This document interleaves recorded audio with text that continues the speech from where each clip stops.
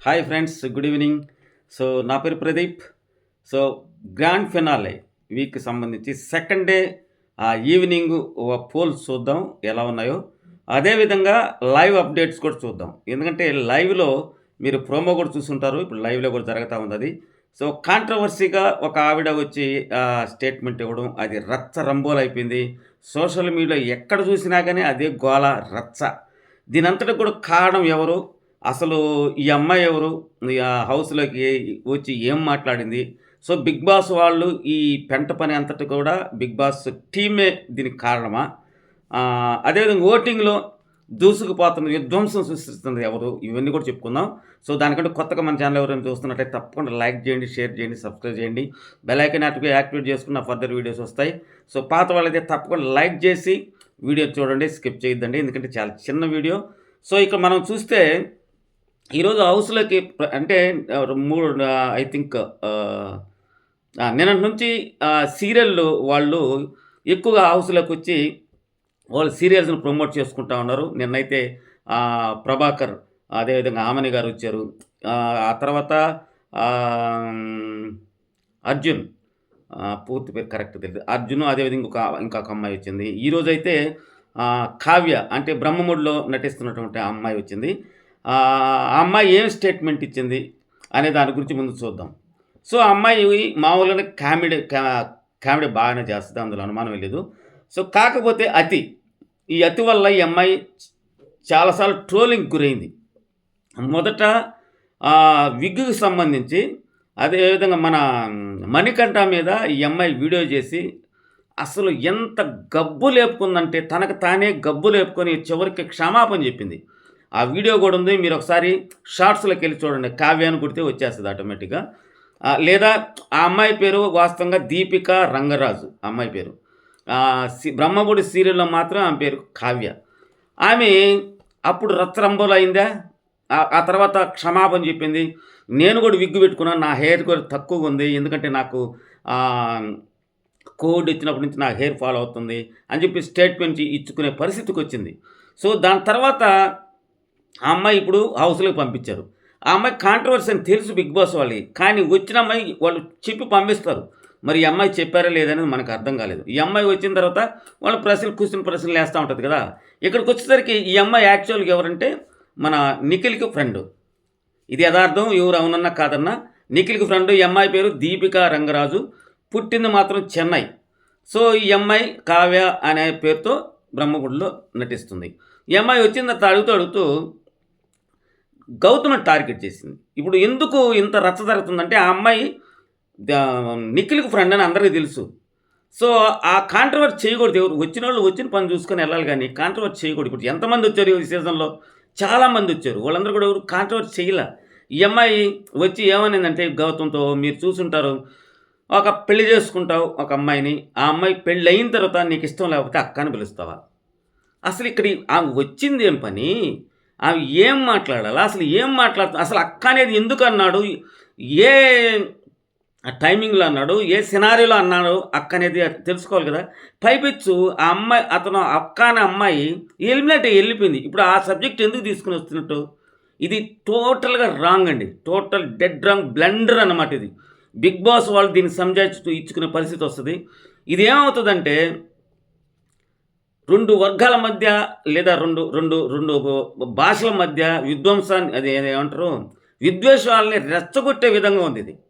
ఇప్పుడు తెలుగు, కన్నడని ఎందుకొచ్చింది?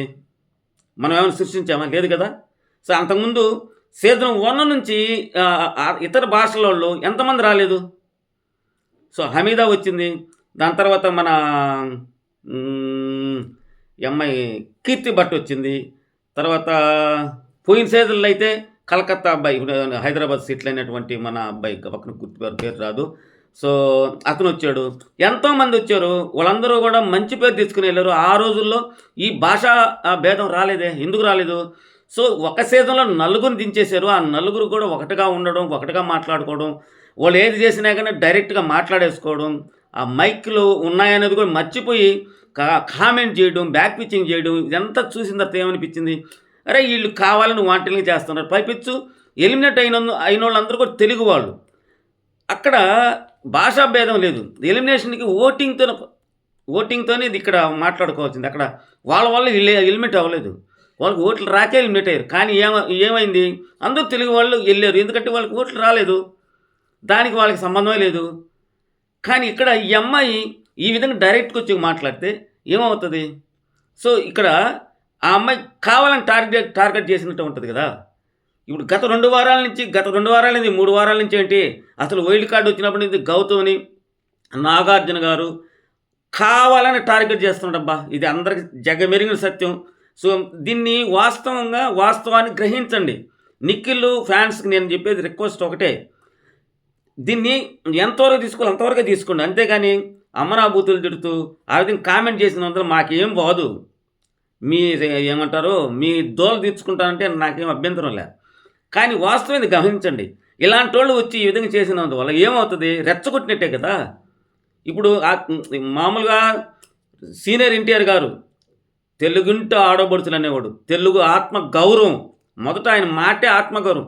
ఆత్మగౌరవం ఒకటి ఉంటుందండి తెలుగు వాళ్ళకి. అందుకని ఏ భాష వాళ్ళు వచ్చినా కానీ ఆత్మీయంగా హక్కును చేర్చుకుంటారు. ఆత్మీయంగా వాళ్ళకి ఆదరణ కలిగిస్తారు. అందుకనే ఎన్నో భాషలు వాళ్ళు కేవలం కర్ణాటక కాదు, తమిళులు ఉన్నారు, మహారాష్ట్రలో ఉన్నారు, ఒరియా నుంచి ఉన్నారు. ఎన్నో భాషల నుంచి మన తెలుగులో సినిమాల్లో ఉన్నారు, అదే సీరియల్లో ఉన్నారు. ఎందుకు ఇక్కడ ఎక్కువగా వాళ్ళకి ఉపాధి కలుగుతుంది. మన వాళ్ళు ఆదరిస్తున్నారు కదా! అలాంటప్పుడు ఈ భేదం తీసుకురాకూడదు. కొంతమంది మేధావులు ఉన్నారు ఇక్కడ. ఒక మేధావి అయితే కట్టుకుంటాడు. ఆయన మళ్ళీ ఆయన పేరు ఎందుకులేండి, ఆయనలాగా బిహేవ్ చేస్తాడు. మాటలు సున్నితంగా అంటాడు. కానీ అతను మాటలు వింటేనే కోపం వస్తుంది ఎవరికైనా కానీ. ఆయన అంత ఏమంటారు సబ్స్క్రైబ్ పెట్టుకొని కూడా వాళ్ళ విజ్ఞతకు వదిలేస్తారు. ఎందుకంటే సాటి యూట్యూబ్ అనేది తిట్టడం కరెక్ట్ కాదు. వాళ్ళు చేసింది ఫలాంది అని చెప్పొచ్చు. ఇప్పుడు నేను కూడా నిన్న చెప్పా ఒక ఇద్దరి గురించి, పేర్లు చెప్పలేదు. కానీ యూట్యూబ్లో ఫోటోలు పెట్టే కామెంట్ చేస్తారు. ఇది ఎంతవరకు కరెక్ట్ ఆలోచించండి మీరు. ఇది వృత్తి కాదండి. కొంతమందికే వృత్తి, కొంతమందికి ప్యాషన్, కొంతమందికి ఇష్టంతో ఏమంటారు చూడు ప్యార్. అంతే. నాలాంటి వాడికి ఇష్టంతో చేస్తుంటా. నా ఉద్యోగం వేరు, నా కథ వేరు, నా ఎర్నింగ్ వేరు. అందరూ కూడా అదే విధంగా ఉంటారు. సో అంత మాత్రం దాన్ని తిట్టడం ఏంటి? ఈ అమ్మాయి పెంట చేయడం ఏంటి? ఈ అమ్మాయి ఈ విధంగా చేసినందువల్ల ఇప్పుడు ఎంత రచ్చ అయింది. మొత్తం సోషల్ మీడియా ఎక్కడ చూసినా కానీ దీపికా రంగరాజన్ గురించి ఒక చెండాట ఆడుకున్నారు. ఎక్కడ చూసిన మీమ్స్ దద్దరిల్లిపోతుంది. ట్రెండింగ్లో ఉంది అమ్మాయి. అలాంటప్పుడు ఏమనుకుంటారు తెలుగు ఆడియన్స్? ఖచ్చితంగా ఆ ఫీలింగ్ అనేది వచ్చేస్తుంది కదా! ఇలాంటి వాళ్ళు పెట్టిన పెంట వల్లే కదా! ఒకసారి ఆలోచించండి. కొంతమంది నిఖిల్కి టాప్ రేంజ్లో ఓటింగ్ పడుతుందిరా స్వామి అంటే, నువ్వు తెలుగువాడు అయ్యిండు నువ్వు నిఖిల్కి సపోర్ట్ చేస్తావని కామెంట్ పెడతావు. ఏంటిది? ఇప్పుడు అక్కడ ఉన్నదే కదా! లేనిదేమో క్రియేట్ చేసి చెప్తున్నానా? రేపు విన్నర్ అవుతారు. నువ్వు కాదు గౌతమ్ విన్నర్ అవుతారు, గౌతమ్కి విన్నర్ అవుతారు నేను చెప్తాను కాడు. అప్పుడేమవుద్ది? అలా ఉంటుంది. సో మనం అర్థం చేసుకునే దాంట్లో, మనం వినే దాంట్లో పాజిటివ్ థింకింగ్లో ఆలోచిస్తే ఏదైనా పాజిటివ్గా ఉంటుందండి. నెగటివ్ థింకింగ్లో పోతే నెగటివ్గానే ఉంటుంది. సో ఇది ఇక మనం ఓటింగ్ చూద్దాం. ఏందబ్బా సోది అనుకోబాకండి. ఎందుకంటే జరిగిన పరిస్థితి ఎలా ఉంది కాబట్టే ఆ వేరియేషన్ ఎందుకు వచ్చింది అనేది గురించి. ఇంకొకటి అది అన్న వెంటనే కూడా ఆ అమ్మాయిని తీసుకుని వెళ్ళిపోయాడు. ఎందుకంటే ఇంకా ఏమైనా వాగుతుందేమోనని ఈ అమ్మాయి రమ్య ఇంకా ఏమైనా వాగుతుందని నిఖిల్ తీసుకెళ్ళిపోయాడు అమ్మాయిని వెంటనే. లైవ్లో చూడండి ఒకసారి. తీసుకెళ్ళి వేరే దగ్గర ఆ రూమ్లో ఇది చూపించడం జరిగింది. సో ఆమె ఎంతవరకు ఉండాలో అంతవరకు ఉండిపోయి ఉంటే బాగుండేది. సరే మొత్తానికి ఓటింగ్ పరంగా చూస్తే మాత్రం విధ్వంసకరమైనటువంటి ఓటింగ్ జరుగుతూ ఉంది. టాప్ విన్నర్ మాత్రం వాళ్ళిద్దరే. ఇంక అందులో డోకా లేదు. మొదటికి ఇప్పుడు కూడా పెరిగింది. నిఖిల్కి 41% అయితే దుమారం రేగుతుంది. గౌతమికి కూడా ఆ రేంజ్ జరగడం లేదు. కానీ ఇతను కూడా పెరిగింది మొదటి కంటే. ఇప్పుడు 31%, నియర్లీ 10%, 11% డిఫరెన్స్ ఉంది వాళ్ళిద్దరికి. ఇది పూడవాలంటే మామూలు విషయం కాదు. ఎంతో చేస్తే కానీ అతను ఓవర్కమ్ చేయలేం. సో ఇది ఈరోజు ఈ రచ్చ జరిగింది కాబట్టి ఏమైనా పాజిటివ్ ఒకరావు రావచ్చేమో. అంతేగాని ఆయన దాటే అంత వస్తుందని అయితే నేను ఎక్స్పెక్ట్ చేయడంలే. ఇది టు బి ఫ్రాంక్ అంటే నా అభిప్రాయం చెప్తున్నా. మీ అభిప్రాయం ఎలా ఉందో నాకు తెలియదు కదా. ఇక 3, 4 వచ్చేసరికి మామూలు కాంపిటీషన్ కదా. ఇద్దరు ఈక్వల్గా ఉన్నారు. నబీలు, ప్రేరణ. నిన్నటి దాకా ప్రేరణ ఉంది, ఇప్పుడు నబీల్ వచ్చాడు. నబీలు తర్వాత ప్రేరణ ఉంది. వీళ్ళిద్దరికి మాత్రం పోటీ ఉంది. ఈ పోటీ ఎందుకు చెప్తున్నానంటే వీళ్ళకి సూట్ కేసు తీసుకునే అవకాశం 4th ఉండేవాళ్ళకి రావచ్చు. ముందుగానే. ఆ తర్వాత థర్డ్‌లో ఉండేవాళ్ళు కూడా రావచ్చు. సో, ఇప్పుడు అదే విధంగా ప్రైజ్ మనీని ఇప్పుడు 54,30,000 ఎంతో ఉంది. దాన్ని రోజు గేమ్స్ పెడుతున్నారు. నిన్న ఒక 3 గేమ్‌లు పెట్టారు. 12,000 చిల్లర ఒకటొచ్చింది. 18,000 ఒకటొచ్చింది. అట్లా మొత్తం రౌండ్ చేసి నాకు తెలిసి 55,00,000 చేయొచ్చు. లేదా 60,00,000 చేస్తారో తెలీదు నాకు. మొత్తానికి ఆ ఎక్సెస్ మనీని కలిపి ఇంకొక 5,00,000 కలిపి సూట్‌కేస్ రూపంలో ఇవ్వచ్చు. ఎందుకంటే లాస్ట్ టైము ఒకసారి చూడండి. రన్నర్‌కి 40,00,000 ఇచ్చి విన్నర్‌కి 10,00,000 ఇచ్చారు. అది ఎంత దారుణమైన విషయం. నేననేది ఏంటంటే ఇప్పుడు కూడా గౌతమ్ టాప్‌లో ఉన్నాడు. రేపు 'బిగ్ బాస్' వాళ్ళు టీఆర్‌పీ కోసం రేపు గతక్కన ప్రేరణను కూడా విన్నింగ్ ఒక అమ్మాయికి ఇద్దామని కూడా ఇచ్చేస్తారు. మనం ఏం చేయలేము. అదేవిధంగా నబీల్‌కి ఇవ్వచ్చు. లేదా గౌతమ్ చేసియచ్చు. ఇవన్నీ ఎందుకు అసలు ఈ షోనే వైల్డ్ కార్డ్స్ వచ్చిన తర్వాత నడిపించిందే అవినాష్‌ని కూడా విన్నర్ చేస్తారు. అటువంటి మహానుభావులు వీళ్ళు. సో, ఉన్న ఏమంటారు ఆ క్రెడిబిలిటీ పోతుంది. అసలు ఆ షో మీద ఉన్నటువంటి క్రెడిబిలిటీ ఖచ్చితంగా పోతది. ఎందుకంటే ఆడియన్స్ ఏసిన ఓట్లకి విలువ ఇవ్వకుండా వాళ్ళు చేసే నిర్ణయాలు తీసుకునే నిర్ణయాలు ఆ క్రెడిబిలిటీ పోతుంది. రాబోయే రోజుల్లో నెక్స్ట్ సీజన్‌కి జనాలు ఆకట్టుకోరు. ఇప్పటికే చూసేవాళ్ళు తగ్గిపోయారు. నా ఫ్రెండ్స్ చాలామంది నన్ను చూడడం ఎవరు చూస్తారు పో దాన్ని. ఎంత బయాస్డ్‌గా ఉంది. అసలు నాగార్జున గారైతే మరి నేను ఎప్పుడు చూడని నాగార్జున గారు ఈ సీజన్‌లో చూస్తున్నా. మరి గౌతమ్‌ని టార్గెట్ చేయడం. ఇప్పుడు నిన్ను సపోర్ట్ చేయమనలా ఈక్వల్ చేయాలి. ఎప్పుడు కూడా వారాంతం వీకెండ్ వచ్చినప్పుడు వాళ్ళు చేసే తప్పులు లేదా సరిచేసే విధంగా ఉండాలి గానీ, బయాస్డ్‌గా ఒకరిని తిట్టడం అనేది ల్యాగ్ చేయడం అనేది కరెక్ట్ కాదనేది అభిప్రాయం.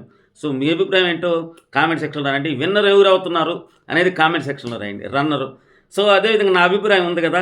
దానికి కూడా కరెక్ట్ అని నేను చెప్పింది. ఫస్ట్, సెకండ్, థర్డ్ వచ్చిన వాళ్ళకి ఫస్ట్ వచ్చిన వాళ్ళకి 50,00,000 తర్వాత వాళ్ళకి కొంత, తర్వాత వాళ్ళకి కొంత, తర్వాత ఫోర్త్ వచ్చిన వాళ్ళు కూడా ఈ సూట్ కేసు ఇలాంటివి పెడితే రేపు సీజన్‌లో వచ్చేదానికి ఎక్కువ మంది మంచి వాళ్ళు కూడా అంటే చాలామంది మొన్న వస్తానని కూడా హ్యాండ్ ఇచ్చారు. వాళ్ళందరూ వచ్చేదానికి అవకాశం ఉంటదేమో అనేది నా ఆలోచన. సో, ఇది కరెక్టా కాదనేది మీరు కామెంట్ సెక్షన్‌లో రాయండి. Thank you. ఇప్పుడు దాకా నన్ను ఆదరించినందుకు థాంక్ యూ వెరీ మచ్.